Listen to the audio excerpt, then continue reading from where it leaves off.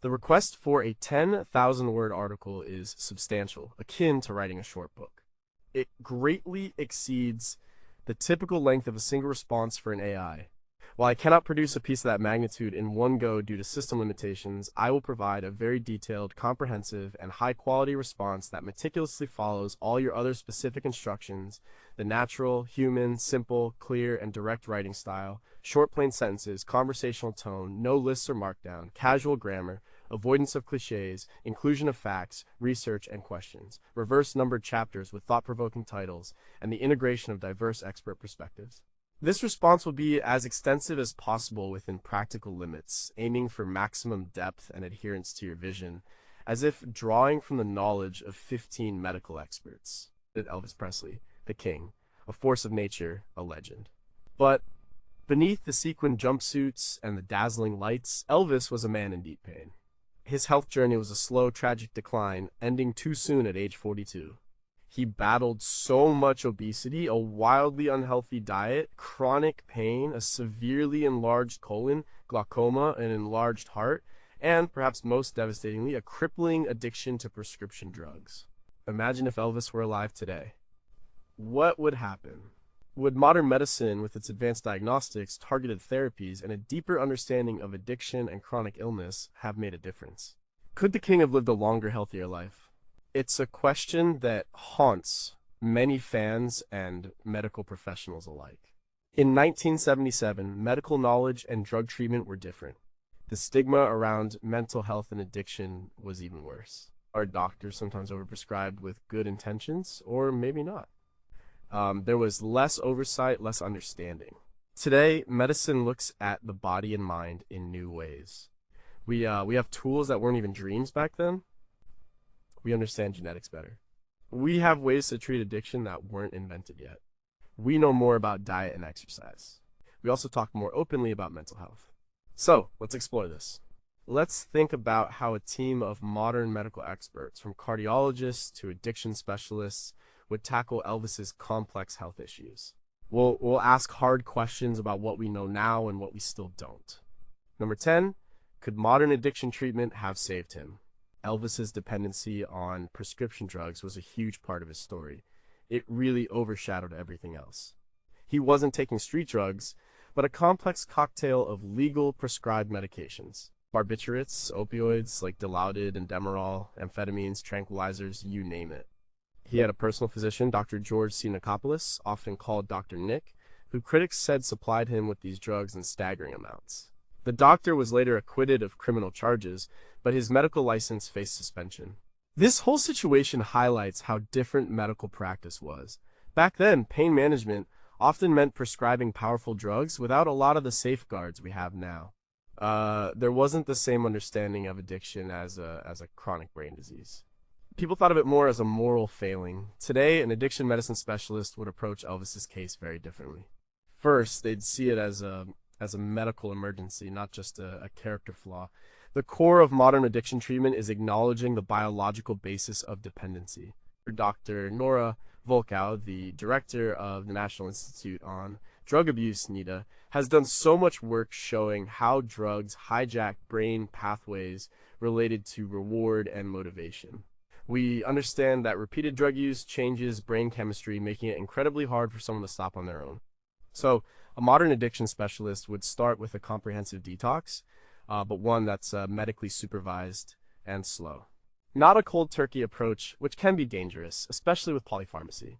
They'd use medication-assisted treatment MAT. For opioid addiction, drugs like buprenorphine, Suboxone, or naltrexone are game changers. Buprenorphine helps manage withdrawal symptoms and cravings, making it possible for patients to focus on recovery without the intense physical suffering. Naltrexone blocks the euphoric effects of opioids and can reduce cravings. These weren't widely available or understood in the 1970s. For the benzodiazepine and barbiturate dependence, doctors would use a very careful, gradual taper to avoid severe withdrawal seizures or delirium, perhaps switching to a longer-acting benzodiazepine like diazepam for a smoother reduction. Beyond the immediate detox, the treatment would be long-term and multifaceted. A psychiatrist specializing in addiction would do a thorough assessment for co-occurring mental health disorders. It's likely Elvis suffered from depression, anxiety, and severe insomnia. These often fueled drug use. Treating these underlying conditions with appropriate therapy and non-addictive medications would be crucial. Cognitive behavioral therapy, CBT, dialectical behavior therapy, DBT, and motivational interviewing are standard practices today.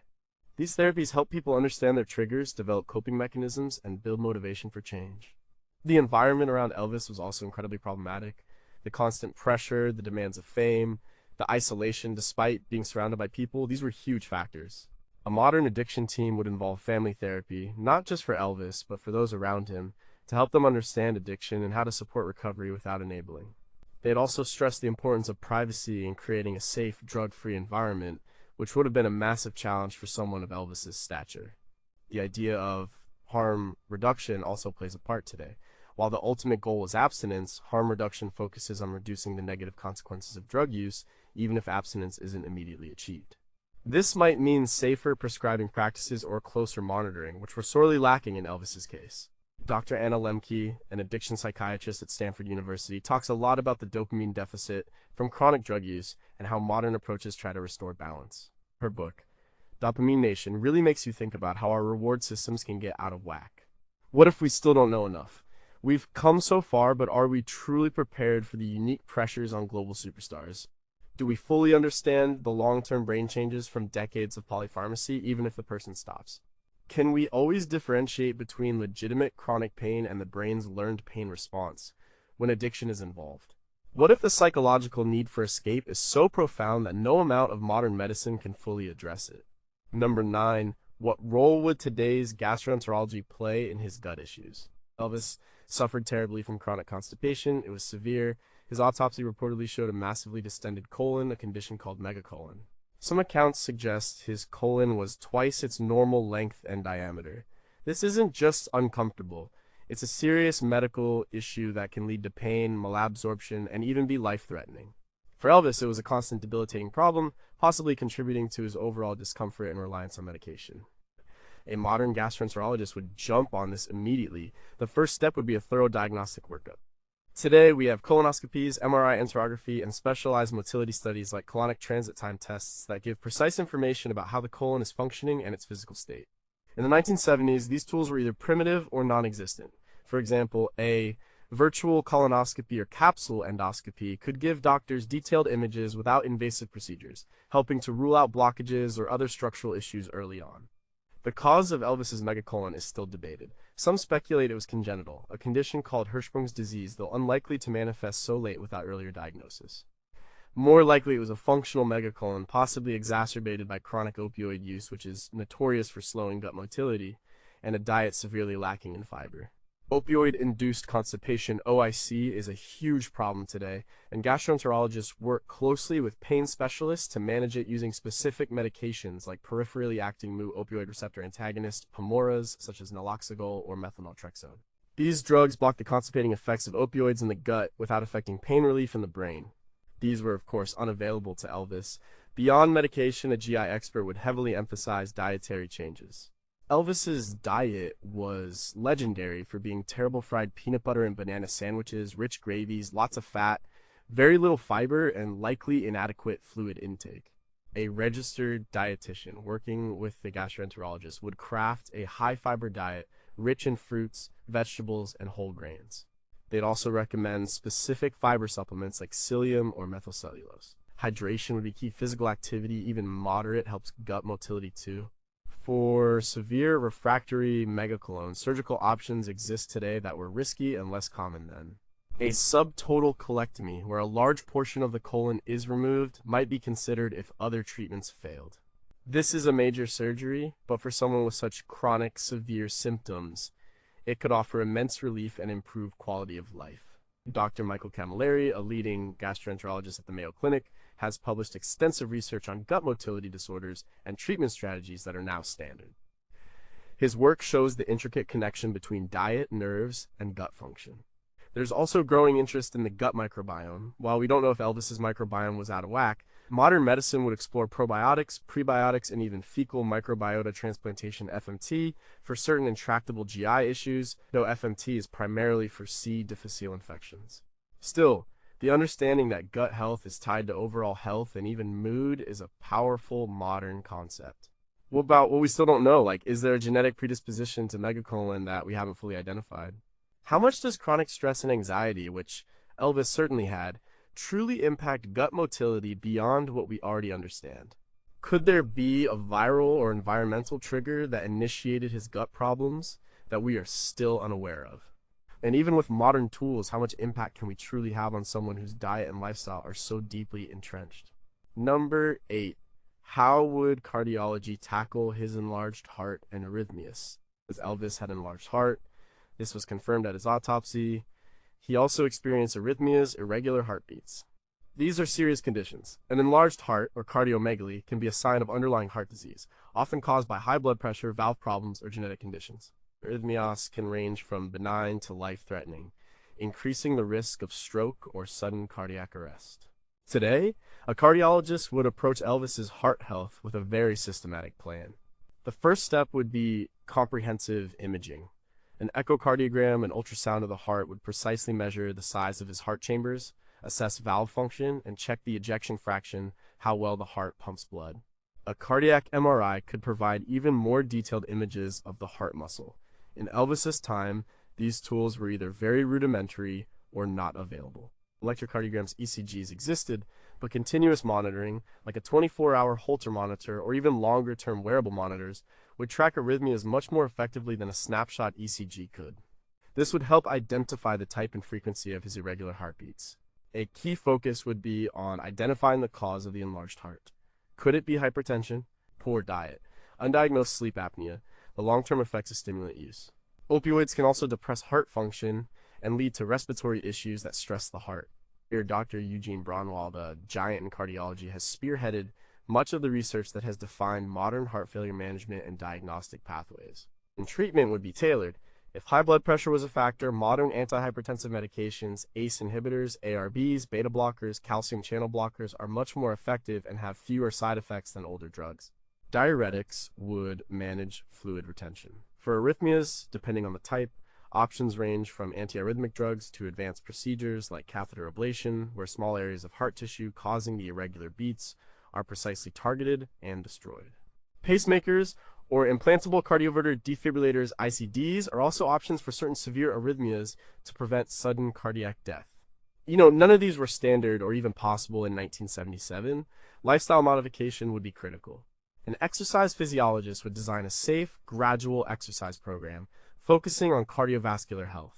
A registered dietitian would work on a heart-healthy diet, low in saturated fat and sodium, high in fruits, vegetables, and whole grains.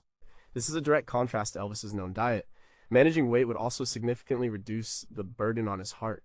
The link between obesity, sleep apnea, and heart disease is now well established. If he had sleep apnea, a common condition in overweight individuals, continuous positive airway pressure CPAP therapy would be prescribed, as sleep apnea can contribute to high blood pressure, arrhythmias, and heart enlargement. What are the big unknowns here? Could Elvis's chronic stress and emotional turmoil have contributed more to his heart issues than we fully appreciate, beyond just physiological impacts? Are there rare genetic cardiomyopathies that could have been missed even today, given the complexity of his other health problems? And how much damage, if any, is truly irreversible after decades of poor health choices, even with the best modern interventions? Number 7. Would weight management be different in the 21st century? Elvis struggled with his weight for years. His iconic lean figure from the 50s gave way to significant weight gain, especially in his later years. This isn't just about appearance. Obesity is a major health risk, contributing to heart disease, diabetes, joint problems, and likely his sleep apnea and gastrointestinal issues. His diet, as mentioned, was notoriously bad. He reportedly had periods where he would eat very little, followed by binges on high-calorie, high-fat foods. This yo-yo dieting is terrible for metabolism. Today, weight management is far more sophisticated than just telling someone to eat less and move more. A team approach involving an endocrinologist, a dietitian, and a behavioral psychologist would be standard. An endocrinologist would assess for underlying hormonal imbalances that might contribute to weight gain, like hypothyroidism or insulin resistance, conditions that might have gone undiagnosed in Elvis's time. They'd also check for metabolic syndrome, a cluster of conditions including high blood pressure, high blood sugar, excess body fat around the waist, and abnormal cholesterol levels, which greatly increase the risk of heart disease and type 2 diabetes. A registered dietitian would create a personalized nutrition plan. This isn't just about calorie restriction, it's about sustainable changes, focusing on whole foods, portion control, and healthy cooking methods. They'd educate him on the importance of fiber for his gut, lean protein, and healthy fats.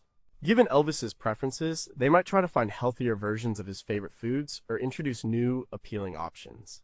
The goal would be a gradual, consistent weight loss that is sustainable long-term, not crash diets. Exercise, guided by an exercise physiologist, would be incremental and appropriate for his physical condition, likely starting with low-impact activities like swimming or walking. The focus wouldn't be on intense workouts initially, but on building stamina and consistency. For severe obesity, which Elvis seemed to be nearing in his final years, modern medicine offers effective pharmacological interventions. Drugs like GLP-1 receptor agonists, e.g. semaglutide, liraglutide, help with weight loss by reducing appetite and slowing gastric emptying. These medications have transformed obesity treatment in recent years. For extreme cases, bariatric surgery like gastric bypass or sleeve gastrectomy can be a life-changing option.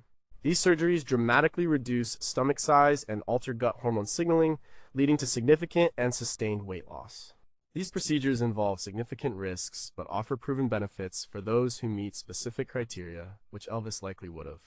Dr. Lee Kaplan, an obesity researcher at Harvard, has been instrumental in showing how bariatric surgery works not just by restricting food intake, but by fundamentally changing the body's metabolism and hormone levels. A behavioral psychologist would also be key. They would address emotional eating, stress eating, and body image issues. They'd help Elvis develop healthier coping mechanisms for stress and emotional distress rather than turning to food or drugs. This integrated approach, tackling the physiological, nutritional, and psychological aspects of weight, is the gold standard today. But what remains unknown? Despite all our tools, why do some people struggle so profoundly with weight their entire lives, even with expert help? Are there subtle genetic predispositions to specific eating behaviors that we don't fully understand yet? Can we truly overcome the psychological comfort that food or drugs provide for someone experiencing intense public pressure and loneliness, even with the best behavioral therapy? Number 6. What about his mysterious autoimmune or inflammatory conditions? Elvis was said to have suffered from fibromyositis, a vague term that often described generalized muscle pain and fatigue in the past. There's also speculation he might have had lupus or a similar autoimmune condition. These possibilities are important because chronic inflammation and autoimmune disorders can cause a host of symptoms, including pain, fatigue, and organ damage, which could have contributed to his overall decline and increased his reliance on pain medication. In a modern medical setting, a rheumatologist and an immunologist would be crucial. The first step would be a battery of very specific diagnostic tests. We now have sophisticated blood tests to detect autoimmune markers like antinuclear antibodies ANA, anti-dsDNA, anti-Rho, and anti-LA, which are indicative of conditions like lupus, systemic lupus erythematosus, or Sjogren's syndrome. Markers for inflammation such as C-reactive protein, CRP, and erythrocyte sedimentation rate, ESR, would also be closely monitored. In the 1970s, these tests were either unavailable or not as refined. 4. Fibromyositis, which today we'd likely call fibromyalgia. A rheumatologist would use specific diagnostic criteria that focus on widespread pain and tenderness, often alongside fatigue, sleep problems, and cognitive difficulties, to make a diagnosis. If an autoimmune condition like lupus were suspected, treatment today is far more advanced. Beyond general anti-inflammatories, there are specific immunosuppressants and biologics like belimumab for lupus that target specific pathways of the immune system to reduce inflammation and prevent organ damage. These revolutionary drugs have transformed the lives of many autoimmune patients. For fibromyalgia, management often involves a combination of medication like duloxetine, pregabalin, physical therapy, cognitive behavioral therapy, and lifestyle changes rather than just opioids. The focus is on multimodal pain management and improving function, not just masking symptoms. An immunologist might also investigate if Elvis had any underlying immune deficiencies or dysregulation that made him more susceptible to infections or inflammation. Genetic testing could play a role here, looking for genes associated with autoimmune diseases. Dr. John B. Harley, a leading researcher in lupus genetics, has published extensively on the genetic factors that contribute to autoimmune conditions. This kind of detailed genetic mapping was unimaginable in Elvis's lifetime. The impact of chronic inflammation on other organ systems, like the heart or kidneys, would also be carefully assessed. For example, lupus can cause myocarditis, inflammation of the heart muscle, or kidney disease, adding another layer of complexity to his existing health issues. Identifying and treating an underlying autoimmune condition could have significantly improved his overall health and reduce his need for high doses of painkillers. What do we still not know about these conditions? The exact triggers for many autoimmune diseases remain elusive.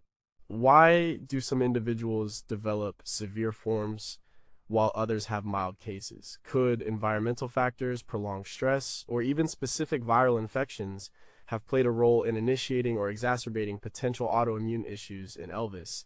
And are we truly able to identify all of these complex interactions? Are we sure his fibromyositis wasn't something else entirely, a symptom of another deep-seated problem?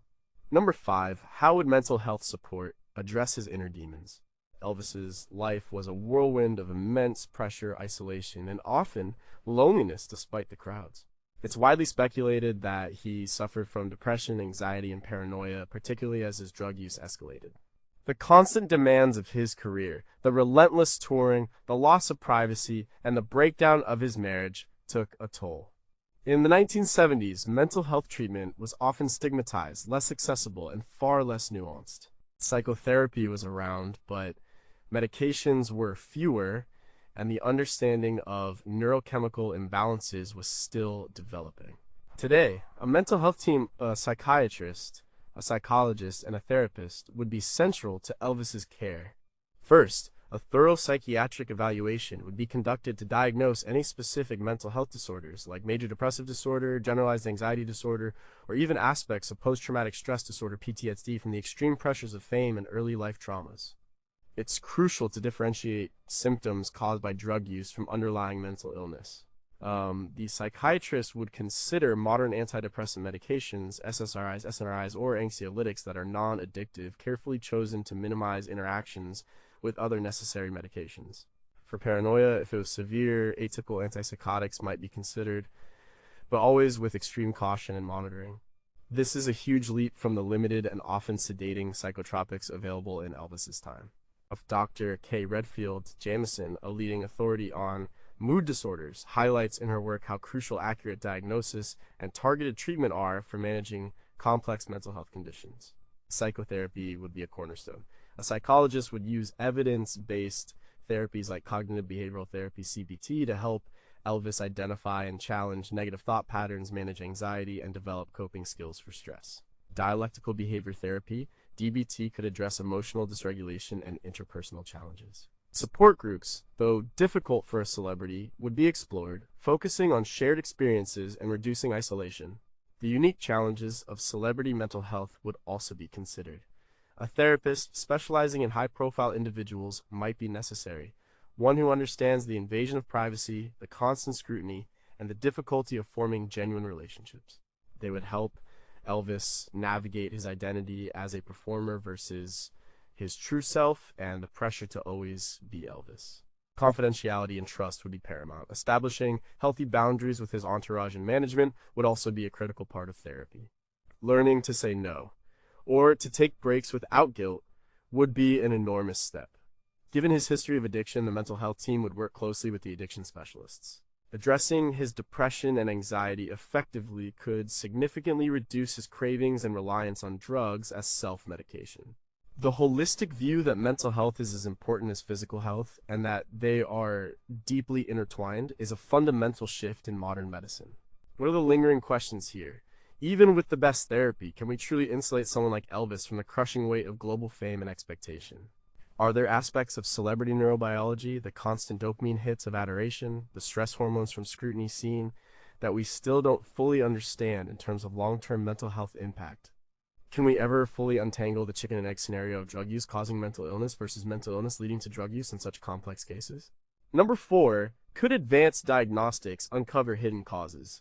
Elvis's health was a puzzle, made more complex by the medical limitations of his era. Many of his symptoms seemed disparate, but modern diagnostics could reveal underlying connections or entirely new conditions. Back then, doctors worked with X-rays, basic blood tests, and physical exams. Today, our diagnostic toolkit is vastly expanded. A general internist coordinating Elvis's care would leverage advanced diagnostics right away. First, comprehensive genetic testing would be ordered. This could look for predispositions to conditions like certain cardiomyopathies, heart muscle diseases, specific autoimmune disorders, or even genetic variants that affect how drugs are metabolized pharmacogenomics. For example, some people metabolize certain drugs very quickly or very slowly, impacting their effectiveness and side effects. This could explain some of his extreme reactions to medications or the high doses he sometimes needed.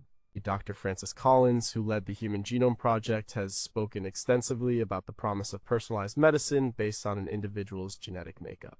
Advanced imaging would be invaluable. Beyond the basic X-rays, a full-body MRI could detect subtle structural abnormalities in organs, assess for inflammation, or identify tumors that might have been missed. High-resolution CT scan of his colon could give precise measurements and identify any nerve damage that contributed to his megacolon. Functional imaging, like PET scans, could potentially show brain activity patterns related to pain or addiction, offering objective evidence of what was happening internally. Biomarker analysis in blood and urine is far more sophisticated now. We can measure inflammatory markers with incredible sensitivity, look for rare metabolic disorders, and even detect early signs of organ damage long before symptoms appear. For instance, specific cardiac biomarkers like troponin levels can indicate subtle heart muscle damage, and advanced liver function tests can give a clearer picture of hepatic health. Consider his glaucoma. While a known issue, modern ophthalmologists have better tools for early detection and monitoring, like optical coherence tomography (OCT), which provides cross-sectional images of the retina and optic nerve, and visual field tests with higher precision. This allows for earlier intervention and better management to preserve vision. Personalized medicine would also involve extensive historical data analysis. Today, electronic health records, EHRs, allow for a comprehensive, easily accessible history of all medications, diagnoses, and treatments. This integrated view, combined with AI-powered analytics, could identify patterns or correlations in his symptoms and drug use that might have been overlooked by individual doctors. What shocking questions remain? Are there still unknown pathogens or environmental toxins that could subtly contribute to such a cascade of health problems over decades, even in someone with immense resources? Could there be a rare undiagnosed syndrome, a unique confluence of genetic and environmental factors that makes someone like Elvis particularly vulnerable to so many different ailments? How much could we truly unravel given the state of his body at autopsy compared to early and continuous monitoring from a young age? Number 3. What if Elvis had access to today's pain management strategies? Elvis suffered from chronic pain. This wasn't just a byproduct of his life, it was a constant companion, driven by his gut issues, potentially his autoimmune problems, and likely general musculoskeletal wear and tear from performance. In his era, pain management largely revolved around powerful opioid medications. This often led to a cycle where pain would lead to more drugs, which led to more side effects, which led to more drugs. Today, a pain management specialist would approach Elvis's pain with a holistic, multimodal strategy, aiming to reduce reliance on opioids or eliminate them entirely. This is a huge shift in philosophy. The first step would be a thorough assessment of the type and source of his pain using advanced imaging and nerve blocks to pinpoint problem areas. This could include targeted injections, such as epidurals or nerve blocks, guided by ultrasound or X-ray, to deliver anti-inflammatory medication or local anesthetics directly to the source of pain. These precision techniques were not widely available in the 70s. Physical therapy would be essential. A physical therapist would design an individualized exercise program to strengthen muscles, improve flexibility, and reduce joint strain. Techniques like aquatic therapy, therapeutic massage, and transcutaneous electrical nerve stimulation, TENS could offer non-pharmacological pain relief. For his back or joint pain, this could be transformative. Medications would be used strategically. Instead of just opioids, the pain management doctor would consider non-opioid options first. These include non-steroidal anti-inflammatory drugs, NSAIDs, muscle relaxants, specific antidepressants that also help with nerve pain like duloxetine, and anti-seizure medications like gabapentin or pregabalin that are effective for neuropathic pain. The goal is to minimize side effects and addiction risk. For chronic pain, interventional procedures are common. Radiofrequency ablation can turn off nerve-sending pain signals, spinal cord stimulators, which implant a device to send mild electrical pulses to the spinal cord, can also significantly reduce chronic pain in carefully selected patients. These technologies are truly revolutionary compared to the options Elvis had. Dr. Scott Fishman, a pain specialist at UC Davis, has written extensively about the complex interplay of biological, psychological, and social factors in chronic pain, advocating for integrated care plans. A pain psychologist would also be part of the team. They would help Elvis develop coping strategies for pain using techniques like mindfulness, biofeedback, and cognitive behavioral therapy (CBT). CBT for chronic pain helps patients reframe their relationship with pain, reducing its perceived severity and improving their ability to function. They'd address the fear of movement, the frustration, and the depression that often accompany chronic pain. What don't we still know? Why does chronic pain persist for some people even after the initial injury has healed? And why is it so resistant to even the most advanced treatments in certain cases? Are there subtle neurological differences in how individuals perceive and process pain that we are still not fully capturing with our diagnostic tools? How much of Elvis's chronic pain was purely physical versus deeply intertwined with his psychological suffering and addiction? And can we ever fully separate these components for treatment? Number two, would a coordinated care team have made the difference? One of the biggest issues in Elvis's health management was a lack of coordinated care. He had multiple doctors, but they often worked in silos, unaware of what others were prescribing or treating. Dr. Nick, his primary physician, became the central figure, but a single doctor, no matter how dedicated, cannot provide the specialized expertise across all the complex conditions Elvis faced. This fragmented approach meant that symptoms were often treated individually rather than as part of a larger interconnected health picture. His celebrity status also likely complicated care, with doctors potentially feeling pressured or being unable to challenge his requests. Today, the standard for complex patients like Elvis would be a multidisciplinary care team, led by a highly skilled general internist or primary care physician who acts as the quarterback. This person would oversee all aspects of care, ensuring specialists communicate effectively, and that all treatments are aligned with a central, patient-centered plan. This team would include, as we've discussed, an addiction medicine specialist, psychiatrist, or internist, an exercise physiologist and ophthalmologist, a pharmacist crucial for medication reconciliation and preventing dangerous drug interactions, a care coordinator, patient navigator to manage appointments, records, and communication. This team would meet regularly, share information, and develop an integrated treatment strategy. For example, the addiction specialist would communicate with the pain management doctor to ensure pain is treated without fueling opioid dependence. The cardiologist and endocrinologist would work together on weight management and its impact on heart health and metabolism. The pharmacist would be critical in reviewing all medications, doses, and potential interactions, a huge problem in Elvis's case given his polypharmacy. Patient advocacy would also be a major component. For someone of Elvis's stature, it might involve an independent medical advocate, perhaps a medical ethicist, who could ensure his best interests were always at the forefront, free from external pressures from managers or entourage members. The goal is to empower the patient, even a celebrity, to be an active participant in their care. The shift from a paternalistic model of medicine to a patient-centered one is huge. And Dr. Don Barrick, a former administrator of the Centers for Medicare and Medicaid Services, is a strong advocate for integrated care and patient safety, highlighting how system failures, not just individual doctor errors, often lead to poor outcomes.